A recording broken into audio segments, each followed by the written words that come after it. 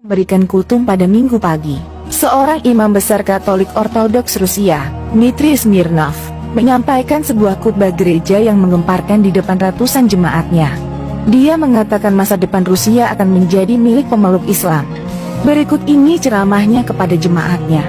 Kalian lihat, ketika umat Islam merayakan hari besar keagamaannya, tidak satupun orang yang berani melewati mereka. Karena di seluruh dunia, di masjid-masjid dan jalan-jalan kota dipadati ribuan juta umat Islam yang sedang bersujud kepada Tuhannya.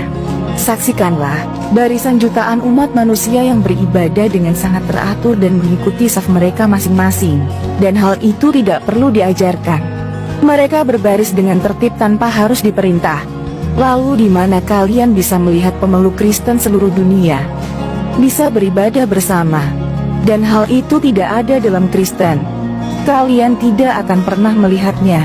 Lihatlah mereka. Orang Muslim kerap membantu dengan sukarela tanpa berharap imbalan.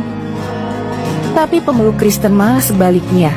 Kalian tanyakan pada wanita tua itu, sambil menunjuk wanita yang lumpuh yang berada di gerejanya. Menurut wanita tua itu, seorang pengemudi Muslim sering menyediakan jasa transportasinya untuk mengantarkannya ke gereja di Moskow. Dan setiap wanita tua itu ingin memberinya upah. Tapi pengemudi Muslim selalu menolaknya dengan alasan bahwa Islam melarang mengambil upah pada wanita lansia, jompo, duafa dan anak-anak yatim di berbagai panti dan yayasan. Dengarkanlah persaksiannya, padahal wanita tua itu bukan ibu atau kerabatnya. Tapi pengemudi Muslim mengatakan dalam Islam wajib menghormati orang yang lebih tua, apalagi orang tua yang lemah dan tak berdaya tersebut. Keikhlasan pribadi pengemudi Muslim tersebut tidak ada ditemukan dalam pemeluk Kristen yang mengajarkan kasih. Tapi justru sebaliknya, pengemudi Kristen bisa tanpa belas kasih meminta upah atas jasa transportasinya pada wanita tua itu. Dia katakan layak mendapat upah karena itu adalah profesinya sebagai jasa transportasinya. Seorang Muslim malah lebih dekat dengan Sang Mesias. Tapi orang Kristen hanya ingin uang. Apakah kalian tidak merasakan bagaimana dalam prosesi penebusan dosa, siapa saja harus membayar kepada pendetamu, entah itu miskin atau manula, wajib memaharkannya sebagai ritual pengampunan dosa. Saksikan juga, seorang Muslim tidak tertarik untuk mengambil upah pada orang-orang lansia. Mereka begitu ikhlas dengan sukarela membawakan barang-barang serta belanjaan wanita tua itu. Sampai sang wanita tua itu hendak berdoa ke gereja, sang pengemudi Muslim setia antar jemput wanita tua itu.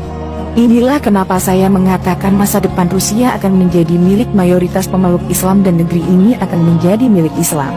Kalian lihat pribadi yang berbudi luhur dan santun, mampu membuat dunia tercengang. Ternyata akhlak Muslim lebih mulia daripada jemaat Kristen. Kalian mendengar bahwa Islam dituduhkan sebagai agama teroris. Tapi itu hanya isu belaka yang pada kenyataannya umat Islam lebih mengedepankan tata krama serta kesopanan. Walau mereka difitnah sebagai teroris, tapi populasi jumlah mualaf di Eropa dan Rusia makin ramai berdatangan ke tempat ibadah orang Muslim untuk memeluk Islam.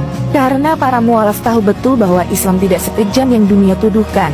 Sekarang dan selamanya, masa depan Rusia akan menjadi milik umat Islam. Di masa depan adalah kembalinya kejayaan Islam. Lihat populasi Muslim di Rusia telah berjumlah 23 juta dan pemeluk Kristen mengalami penurunan menjadi 18 juta. Lalu sisa yang lainnya masih tetap komunis. Ini sebuah fakta bahwa Islam sekarang menjadi agama terbesar di Rusia. Di utara bekas pecahan negara Uni Soviet mayoritas Muslim yaitu Republik Chechnya, Tajikistan,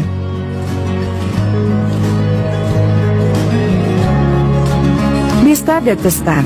Lalu umat Islam telah menjamah di kota-kota besar Rusia termasuk Moskow. Imam besar mengakhiri khutbahnya dan turun ke mimbarnya dengan mata yang berair, di mana para jemaatnya masih terpaku dan terharu. Tidak menyangka seorang imam besar Katolik bisa mengagungkan orang Muslim. Sebagian jemaat ada yang menangis melihat cara ajaran Islam. Ternyata berbudi luhur dan tidak layak disebut teroris.